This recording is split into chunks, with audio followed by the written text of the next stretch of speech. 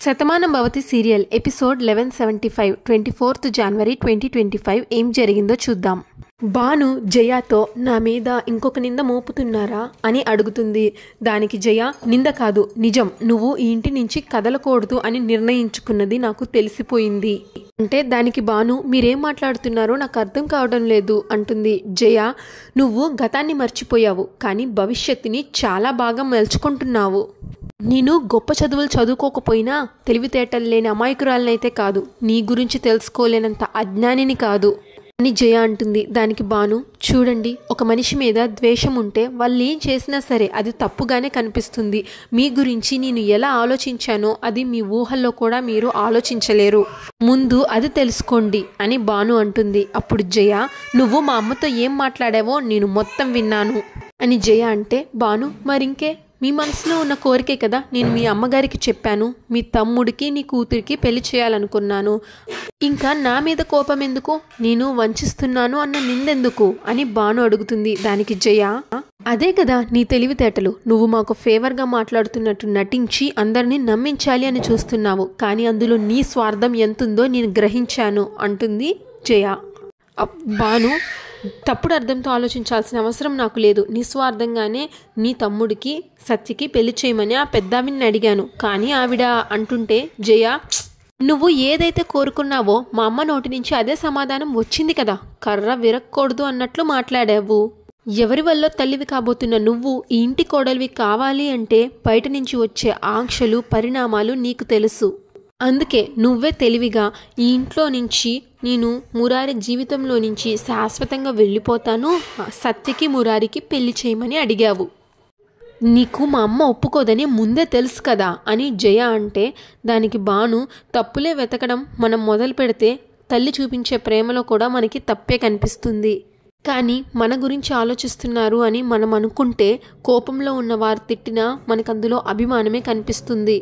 నేను మీ కూతురు జీవితాన్ని నాశనం చేయడానికి వచ్చాను అన్న అపోహ మీ మనసులో బలంగా ఉంది కాబట్టి నేను ఏం మాట్లాడినా ఏం చేసినా అది మీకు తప్పుగానే కనిపిస్తుంది, కానీ నాలో స్వార్థం లేదు అని నా మనసుకు తెలుసు అని భాను అంటే దానికి జయ నువ్వు నటిస్తే వాళ్ళందరూ నమ్ముతారేమో కానీ నేను నమ్మను, ఏ రోజుకైనా సరే నేను మా అమ్మ దగ్గరికి వెళ్ళి ఈ మాట అడుగుతానని నీకు తెలుసు, కూతురు మీద మమకారంతోనో లేక మనవరాలి మీద అభిమానంతోనో మా అమ్మ పెళ్ళికి ఒప్పుకుంటుంది అని నీకు తెలుసు, అందుకే తెలివిగా నువ్వే వెళ్ళి ముందు అడిగావు.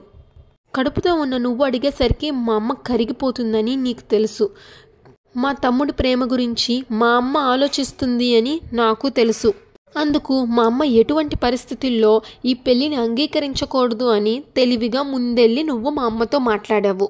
శాశ్వతంగా నా కూతురికి నా తమ్ముడికి పెళ్లి ప్రస్తావన రానివ్వకుండా దారులన్నీ మూసేశావు అని జయ అంటే దానికి భాను చెప్పాను కదా నా నీడని కూడా సహించలేని మీరు నేను మంచిని ఉద్దేశించి చేశానంటే ఎలా నమ్ముతారు, కానీ ఒకటి గుర్తుపెట్టుకోండి, సత్య అమాయకురాలని నాకు తెలుసు, తను మురారి మీద ఎంత అభిమానాన్ని పెంచుకుందో నాకు తెలుసు, మురారి గారి మనసు మొత్తం రాధే ఉందని కూడా నాకు తెలుసు, కానీ ఆ రాత వేరేలాగా ఉందని సత్య మురారి జీవితంలోకి రావాలని నేను కోరుకున్నాను, అందులో నాకు ఏ స్వార్థం లేదు, అది మీకు అర్థం కాకపోయినా నాకు వచ్చే నష్టం ఏమీ లేదు.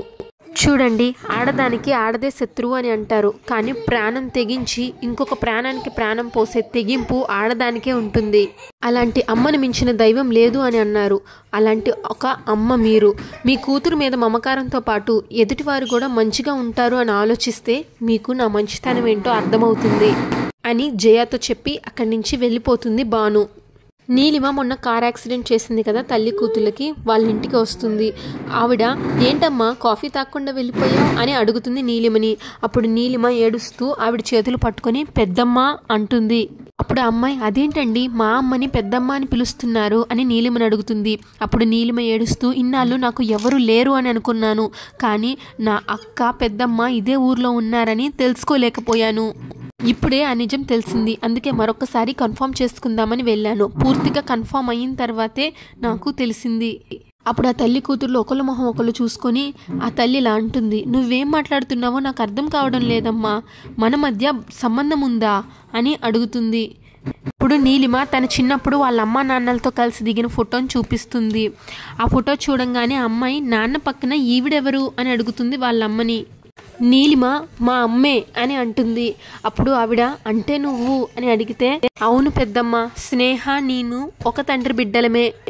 నీలిమ ఇలా చెప్తూ ఉంటుంది, మా అమ్మ నాన్న నా చిన్నప్పుడే నన్ను శాశ్వతంగా వదిలి ఈ లోకాన్ని వదిలి వెళ్ళిపోయారు. అప్పటి నుంచి మా మావయ్య నన్ను పెంచారు. మా మావయ్య కూడా కొన్నాళ్ళ క్రితం వెళ్ళిపోయారు. ఇంకా నేను ఒంటరిగానే మిగిలిపోయాను అని అనుకున్నాను. కానీ ఇన్నాళ్ళకి మిమ్మల్ని కలుస్తాను అని మాత్రం అనుకోలేదు అని నీలిమ అంటుంది. అప్పుడు స్నేహ ఏంటమ్మా ఇది, నాన్నగారు లేరు అని చెప్పావు, అంటే చనిపోయారేమో అని అనుకున్నాను, కానీ ఏంటిది అని అడుగుతుంది ఆ ఫోటో చూపించి. దానికి స్నేహ వాళ్ళమ్మ మీ నాన్నగారు నన్ను ప్రేమించి పెళ్లి చేసుకున్నారు. తర్వాత ఇంట్లో గొడవల వల్ల మేము వేరుగా ఉన్నాము. ఆ తర్వాత ఆయన విదేశాలకు వెళ్ళిపోయారు, మళ్ళీ తిరిగి రాలేదు.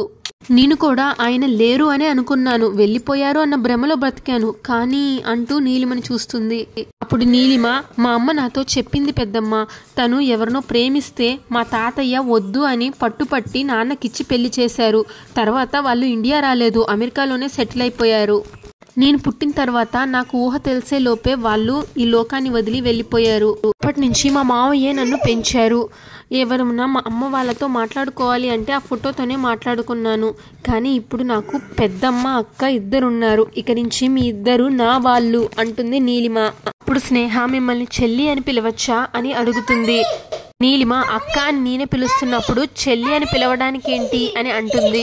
అప్పుడు వాళ్ళమ్మ ఈరోజు నాకు చాలా సంతోషంగా ఉందమ్మా, ఇన్నాళ్ళు ఆ ఫోటోని చూస్తూ మమ్మల్ని ఎందుకు ఇలా అన్యాయం చేసి వెళ్ళిపోయారండి అంటూ అనుకునే వాళ్ళం, కానీ నీలా ఒక కూతుర్ని పంపిస్తారు అని అనుకోలేదు. నీలిమ ఇలా అంటుంది, పెద్దమ్మ ఇన్ని రోజులు మీరెవరో నాకు తెలియదు కాబట్టి మీరు ఇలా కష్టాలు పడ్డారు, కానీ ఇక నుంచి మీ ఇద్దరిని నేనే చూసుకుంటాను, మనందరం కలిసే ఉందాం అని అంటుంది నీలిమ. ఇంకా భువనేశ్వరి డైనింగ్ టేబుల్ దగ్గర కూర్చొని భాను అన్న మాటలు ఆలోచిస్తూ ఉంటుంది. అప్పుడు సత్య అన్నం వడ్డిస్తూ ఇలా అంటుంది, అదేంటమ్మమ్మ అన్నం దగ్గర కూర్చుంటే ఎలాంటి ఆలోచనలు లేకుండా తినాలి అని నువ్వే కదా చాలాసార్లు చెప్పావు, మరి ఇప్పుడేంటి ఆలోచిస్తున్నావు అని అడిగితే భువనేశ్వరి ఏం లేదు సత్య అంటుంది. ఒకప్పుడు ఇంట్లో అందరం కలిసి భోంచేసేవాళ్ళం, కానీ ఇప్పుడు అలా లేదు, ఈ పరిస్థితికి మార్పు ఏంటా అని ఆలోచిస్తున్నాను అంటుంది భువనేశ్వరి. దానికి సత్య అదేం లేదులే అమ్మమ్మ, ఇంట్లో చిన్న చిన్న సమస్యలు వస్తూ ఉంటాయి, దాని అర్థం ఇంటి పరిస్థితి మారిపోయింది అనేం కాదు కదా అంటుంది. అన్ని సమస్యలు సర్దుకుంటాయిలే, నువ్వు తిను అంటుంది సత్య. అప్పుడు మురారి అటుగా వెళ్తుంటే కిట్టయ్య భోంచేద్దురా అంటుంది భువనేశ్వరి.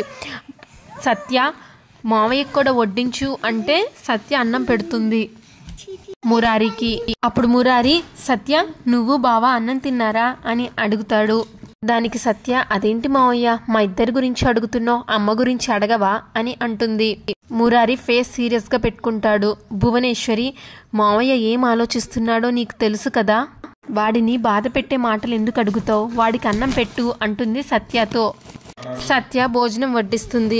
అప్పుడు మురారి అమ్మ నిన్ను ఒక మాట అడుగుతాను తప్పుగా అనుకోవు కదా అంటే భువనేశ్వరి నేను నీకు అమ్మని కిట్టయ్యా, నువ్వు నన్ను ఒకటి అడిగితే నేను ఎందుకు తప్పుగా అనుకుంటాను, నిన్ను అర్థం చేసుకునే మనిషిని అంటుంది. అప్పుడు మురారి నా గురించి నువ్వు ఏ విషయంలో కూడా తప్పుగా అనుకోవు అని నాకు తెలుసు అమ్మా, కానీ నేను ఇప్పుడు అడగాలనుకుంటుంది రాధ గురించి అంటే సత్య రాధ గురించా ఏంటి మావయ్య అని అంటుంది. భువనేశ్వరి చెప్పు కిట్టయ్యా అని అంటే మురారి తనకి డెలివరీ అయిన తర్వాత రాధ ఇక్కడి నుంచి వెళ్ళిపోవాలి అని అనుకుంటుంది, తనకి గతం గుర్తొస్తే నిజం చెప్తే మనం ఎలా తీసుకుంటామో అని ఆలోచిస్తుంది. అమ్మ ఒకటి చెప్పు, ఒకవేళ రాధకి గతం గుర్తొస్తే అది నువ్వు ఎలా తీసుకుంటావమ్మా, రాధని ఇక్కడే ఉండిపోమంటావా లేక వెళ్ళిపోమంటావా లేక తనని నా జీవితంలోకి తీసుకోమంటావా అని అడుగుతాడు. చెప్పమ్మా, ఒక తల్లిగా కాకుండా నువ్వు కూడా ఒక ఆడదానిలాగా ఆలోచించి చెప్పు, రాదేంటో మనందరికీ తెలుసు, తన జీవితం ఇలా అయినందుకు మనందరం బాధపడుతున్నాం తనతో పాటు, కానీ అలా అని రాధని ఒంటరిగా పంపించేయాలని నాకు లేదమ్మా, నువ్వు నాకు జన్మనిచ్చిన తల్లివైతే రాధే నా జీవితం అని అనుకున్నాను, ఇద్దరిని నేను కాదనలేను చెప్పమ్మా అని అంటాడు మురారి. అప్పుడు భువనేశ్వరి కిట్టయ్య ఏది ఎలా జరగాలో ఆ విధాత ఎప్పుడు రాసుంటాడు, దాన్ని తప్పించే అవకాశం కానీ అధికారం కానీ మనకి ఉండదు, ఏది ఎలా జరుగుతుందో మనకి తెలియదు కదా, రాధకి గతం గుర్తొచ్చాక తను ఏం చెప్తుందో మనకి తెలియదు కదా. ముందు ఆ డెలివరీ అవని ఆ తర్వాత ఆలోచిద్దాం అని భువనేశ్వరి అంటే దానికి మురారి అదేంటమ్మా ముందు మనం ఒక నిర్ణయం తీసుకోవాలి కదా. రాత్రి తను నాకు చెప్పింది నేను వెళ్ళిపోవాలి కదండి అని, కానీ మన నిర్ణయం ఏంటో తనకి చెప్పాలి కదా. అప్పుడు భువనేశ్వరి కిట్టయ్య ముందు తనకి శ్రీమంతం జరిపించాలి. మన ఇంటి మనిషికి శ్రీమంతం జరిగితే ఎంత వైభవంగా ఉంటుందో రాధకి మనం చూపించాలి. ఆ తర్వాత మిగిలిన విషయాల గురించి ఆలోచిద్దాం అని చెప్పి అన్నం తినకుండా చేయి కడిగేసుకుని అక్కడి నుంచి వెళ్ళిపోతుంది భువనేశ్వరి. సత్య ఏమో అయ్యో అమ్మమ్మ అంటుంది. సత్య తన మనసులో ఎప్పుడూ లేనిది రాధ అలా అడిగిందేంటి, మావయ్య బాధపడతాడు కదా అనుకుంటుంది. ఇంకా నీలిమ కోసం ఊర్మిళ ఫ్యామిలీ మొత్తం వెయిట్ చేస్తారు. నీలిమ వాళ్ళ పెద్దమ్మ అక్క స్నేహాన్ని తీసుకొని వస్తుంది. వాసుదేవరావు నీలిమ రాగానే నీలిమ ఎక్కడికి వెళ్ళిపోయావు, ఇంత లేట్ అయింది, నువ్వు రాలేదని మేమందరం ఎంత కంగారు పడుతున్నామో తెలుసా, ఎక్కడికి వెళ్ళిపోయావమ్మా అని అంటాడు. ఇప్పుడు నీలిమ నాన్న ఈరోజు నా జీవితంలో ఎంతో సంతోషకరమైన రోజు, మీ అందరూ నా వాళ్ళే, కానీ ఇన్నాళ్ళు ఇదే ఊర్లో నా కంటికి కనిపించకుండా నా సొంత వాళ్ళు కూడా ఉన్నారు, ఈ రోజే నాకు ఎదురుపడ్డారు, నేను వాళ్ళ దగ్గరికే వెళ్ళి వాళ్ళని తీసుకొచ్చాను అని చూపిస్తుంది నీలిమ. అప్పుడు కార్తిక్ ఏంటి నీలిమ ఏదో విచిత్రంగా మాట్లాడుతున్నావు, మేము అడుగుతుంటే ఏమీ చెప్పకుండా వెళ్ళిపోయావు, ఇప్పుడు వీళ్ళని తీసుకొచ్చావు, ఎవరు వీళ్ళు అని అడుగుతాడు. అప్పుడు నీలిమ చెప్పాను కదా కార్తిక్ మా వాళ్ళు అని, ఈవిడ మా పెద్దమ్మ తను మా అక్క అని అంటుంది. అప్పుడు ఊర్మిళ మీ పెద్దమ్మ అక్క వీళ్ళ గురించి మాకెప్పుడు చెప్పలేదే అని అంటుంది ఊర్మిళ. బామ్మేమో అదేంటే నీకు ఎవరు లేరు అని అన్నావు కదా అని అడుగుతుంది. ఉన్నదొక్కడే మీ మావయ్య, ఆయన కూడా కాలం చేశారు కదా, ఇప్పుడు వీళ్ళెవరు అని అడుగుతుంది. అదే బామ్మ చిన్నప్పుడు మా నాన్న మాతో కలిసున్నా సరే ఆయనలో ఏదో తెలియని బాధ కనిపించేది, తను ప్రేమించిన మనిషి కన్న కూతురు ఎలా ఉన్నారు అని, కానీ మాతో ఆయన చెప్పకుండానే కాలం చేశారు అని అంటే దానికి బామ్మ అదేనే నిజం ఎప్పుడు దాగుండదు, ఏదో ఒక రోజు ఖచ్చితంగా బయటికి వస్తుంది అని అంటుంది. అది మన కంటికి కనిపించినంత కాలం నిజం మరుగున పడిపోతుందేమో అని అందరూ భ్రమపడతారు, కానీ నిప్పులాగా అది ఏదో ఒక రోజు బయటికి వస్తుంది అని అంటుంది బామ్మ. మీ నాన్న గతం మొత్తం నీతో దాచిన ఈ మనుషులు ఈరోజు నీకు ముందొచ్చి నిలబడ్డారు అని అంటుంది బామ్మ. అప్పుడు చాందిని పోనీల నీలిమ అభిమానించే వాళ్ళు ఎంతమంది ఉన్నా నా అనే వాళ్ళు ఉంటే ఆ సంతోషమే వేరు అని అంటుంది. అప్పుడు బామ్మ అవును నీలిమ మన వాళ్ళు మనతో ఉంటే ఆ ధైర్యం ఎలా ఉంటుందో నాతోనే కనిపిస్తుంది కదా అని బామ్మ అంటుంది. మనోహర్ ఏమో నీలిమ ఇన్ని రోజులు నిన్ను అభిమానించే వాళ్ళం మేమంతా ఉన్నా నీలో ఏదో తెలియని బాధ ఉండేది, ఈ రోజు నీ వాళ్ళు నీతో ఉన్నారు, నీలో ఆ బాధ కూడా ఉండదు అని అంటాడు. అప్పుడు ఊర్మిళ నిజం చెప్పారండి, నీలిమ మన మధ్యనే ఉన్నా మనతో సంతోషంగా ఉన్నా తన కళ్ళల్లో ఏదో మూల తెలియని బాధ ఉండేది, అది చూడలేకే కదా అన్నయ్య తనని దత్తత తీసుకున్నారు, ఈరోజు తన వాళ్ళు తనతో వచ్చేసరికి ఆ నవ్వులో ఎంత స్వచ్ఛత కనిపిస్తుందో చూసారా అంటుంది ఊర్మిళ. నీలిమ కళ్ళల్లో నిజమైన సంతోషం కనబడుతుంది. కంగ్రాచ్యులేషన్స్ నీలిమ అని ఊర్మిళ అంటుంది. ఇప్పుడు బామ్మ మీరు మా నీలిమకి కావాల్సిన వాళ్ళైతే మాకు చుట్టాలే, మనందరం బంధువులం, ఉండండి అందరికీ ఏదో ఒక స్వీట్ చేసి తీసుకొస్తాను అని బామ్మ అంటే దానికి నీలిమ వాళ్ళ పెద్దమ్మ నిజానికి అదృష్టవంతులం మేమండి, ఈరోజు నీలిమ మాకు కనబడబట్టే మీ అందరూ మాకు బంధువులయ్యారు, ఇన్ని రోజులు నేను నా కూతురు ఒంటరి బతికాం, కానీ ఈరోజు ఈ కూతురి వల్ల ఇంత మంచి కుటుంబానికి బంధువులయ్యాం, థ్యాంక్స్ నేను నా కూతురికి చెప్పుకోవాలి అంటూ నీలిమ వంక చూస్తుంది వాళ్ళ పెద్దమ్మ.